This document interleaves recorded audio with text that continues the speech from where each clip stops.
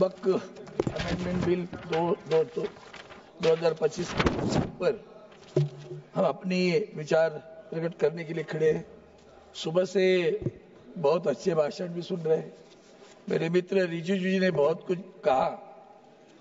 सबसे बड़ी बात है कि मैं खुद भी जेपीसी में था और दुर्भाग्य की बात है कि जेपीसी में आखिर तक क्लॉज बाय क्लॉज चर्चा कभी नहीं हुई और यही कारण था क्योंकि जेपीसी में हमने देखा कि नॉन स्टेक होल्डर्स को भी बुलाया जाता था। अब ऐसी स्थिति में आप जब एक आध बिल लाते हो तो आपका उद्देश्य क्या है, आप क्या चाहते हो, और ये देखने के बाद हर वक्त हमें महसूस हुआ है आप लोगों की कतनी और करनी में बहुत फर्क होता है।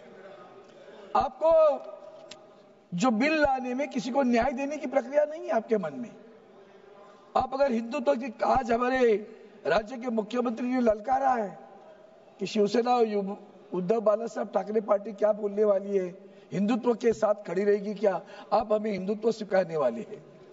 अगर हिंदुत्व की बात करते हैं तो मैं आपको याद दिलाता हूं कि हाल ही में हमने जो पद्मनाभ मंदिर था उसका खजाना निकाला था। क्या हुआ, उस खजाने को क्यों निकाला, किस लिए निकाला। उसके बाद में केदारनाथ मंदिर, हमारे शंकराचार्य जी ने कहा 300 किलो सोना गायब हुआ। क्या हुआ, किस लिए गायब हुआ, कैसे गायब हुआ। तिरुपति में भी आपका ध्यान है। अयोध्या में तो आपने देखा कि जिस ढंग से आपने जो कुछ प्रयोग किए तो लोगों ने तो आपको जगह दिखा दी अयोध्या में। वहां के मंदिर तोड़े गए, वहां की मूर्तियां तोड़ी गई, वहां की मूर्तियां वाराणसी भी हुआ, दोनों जगह घट गए आपके वोट, तो दोनों जगह मूर्तियां भी गायब हुई। ये जो कुछ आप कर रहे हो ना, तो ये मत समझना कि आप जो कुछ कर रहे हो वो सही कर रहे हो। हमें तो डर लगता है क्योंकि आपने इस हाल ही में हमारा चैत्र शुरू हुआ तो महाराष्ट्र में नया साल शुरू हो जाता है, उस वक्त रमजान ईद भी हुई।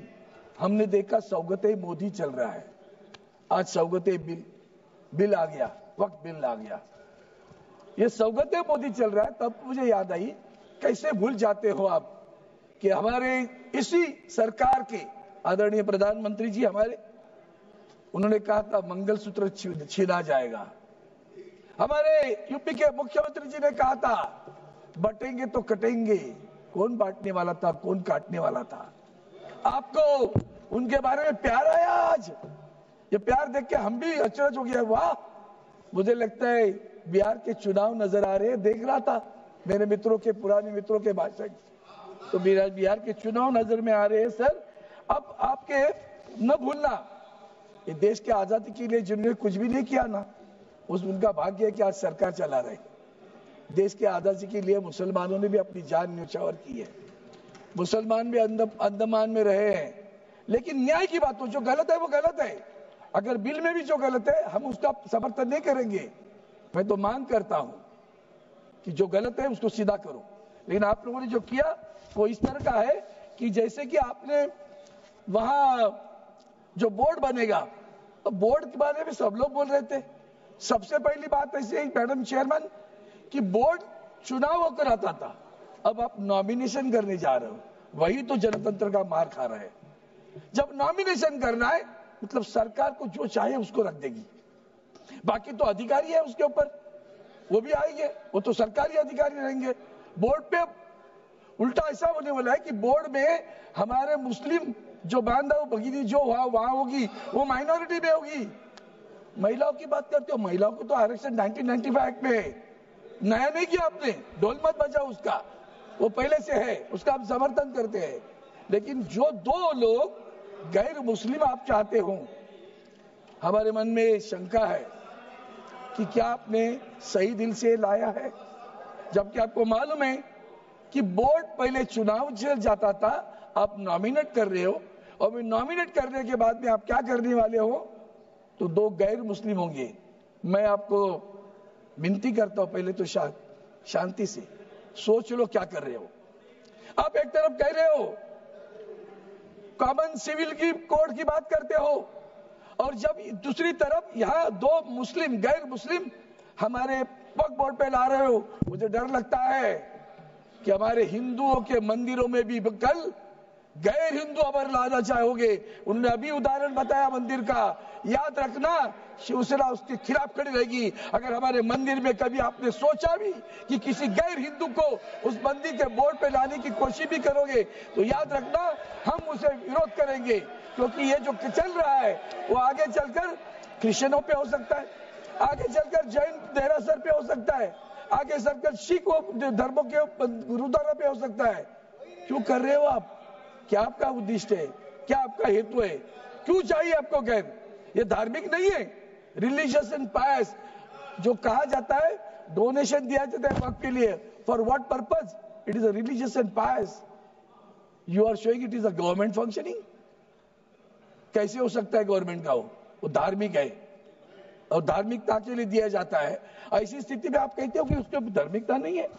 जैसे भी ये देरासर के मंदिर में भी आप कर सकते हो, आगे चलकर हमारे हिंदू देवस्थान है। आपने ये अभी जो मैंने मंदिरों की बात की, मैं उनके साथ में था, 370 धारा खत्म करी। हमने आपका अभिनंदन किया, मैं कैबिनेट में था, बहुत खुश था। कितने लोग कश्मीर में हिंदू आ गए बताओ तो सही। कश्मीर में जमीन कौन खरीद रहा है वो भी तो बताओ, पता चलेगा कश्मीर की जमीन कौन खरीद रहा है। दूसरी बात, हमारे हिंदुस्तान के जो हमारे देवस्थान की मंदिरों की जगह होती है, इतनी हजारों एकड़ जमीन है, वो जमीन भी बेची जा रही है। क्या आप इसी तरह का कानून हिंदुओं के देवस्थान की जमीन बेचने वालों के खिलाफ भी लाएंगे क्या? वो भी तो बताओ, तो पता चलेगा आप सही में सेक्युलर की बात करते हो, हिंदुत्व की बात करते हो कि मुस्लिमों की बात करते हो।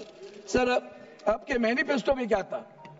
ये आपका मैनिफेस्टो पढ़ता हूं, 2010-9 में और 2014 में आपने मैनिफेस्टो लाया था।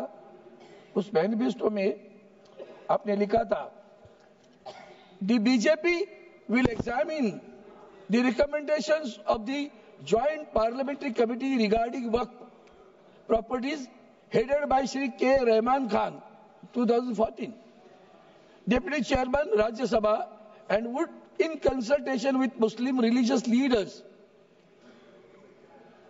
take steps to remove encroachment from an unauthorized occupation of work properties.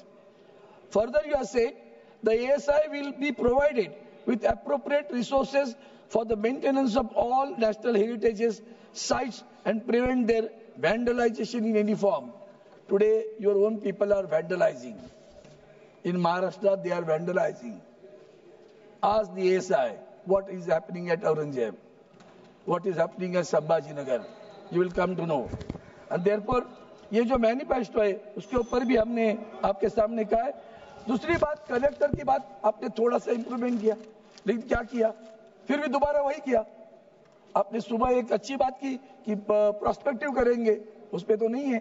लेकिन ये जो आप कर रहे हो कलेक्टर की बात, जो अधिकारी आने वाला है वो भी आप गवर्नमेंट ऑफिसर है ना। Everybody for own cause own जज, that is not correct sir, you have to correct it right now. हमने खुद कहा था कि ओरली इसके आगे कोई भी वक्त नहीं करेगा, रजिस्टर करेगा, ओन प्रॉपर्टी होनी चाहिए, पोजीशन में होनी चाहिए। हमने जेपी से भी कहा हम सुधार के लिए है, लेकिन आपका हेतु कभी सही नहीं लगता। इसलिए मैं इतना ही कहता हूं कि जिस ढंग से आपने ये जो बिल लाया है, उस बिल को देखते हुए आपका हेतु स्पष्ट नहीं होता। आपके मन में कुछ और ही है। जमीन आपको हड़प करनी है, और किसके लिए करनी है? जैसे मैंने कश्मीर में नाम लिया, जैसे मैंने जहां मणिपुर में भी चल रहा है, उसी के लिए चल रहा है। और किस लोगों के लिए चलता है, किन उद्योगपति के लिए चलता है, सभी को पता है। आपका उद्देश्य जमीन हड़पने का है, बाकी कुछ नहीं है, न्याय देने का नहीं है। इसलिए मैं आपको एक ही बताता हूँ, वोटों पे सच्चाई रहती है जहाँ दिल में सफाई रहती है। हम उस देश के वासी हैं जिस देश में गंगा बहती है। आप लोगों के वोटों पे सच्चाई नहीं है, दिल में भी सफाई नहीं है। इसलिए तो बाद में राज कपूर को कहना पड़ा, राम तेरी गंगा मैली हुई, पापियों के पाप धोते धोते। 1000 लोग मर गए उसमें। और इसी को आगे बढ़ा के मैं कहता हूं कि आपने नारा दिया बटेंगे तो कटेंगे, और आपने कल सौगते मोदी भेजा तो बांटोगे तो बचेंगे वाली बात आ गई है। आप बांट रहे हो, बचने के लिए बांट रहे हो, ये अच्छा नहीं है।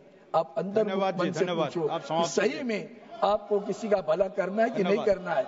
आप भला करना नहीं चाहते और आप बांटोगे तो अरे भैया, आपको जब आपने कहा ना कि मंगलसूत्र छिना लिया जाएगा, ऑनरेबल मेंबर, आप भूल गए क्या किसको बोल रहे थे? इसलिए मैं आपसे मेरा भाषण समाप्त करने के बाद मैं इतना ही कहता हूँ, आपके दिल में नफरत है ना, वो निकाल डालो।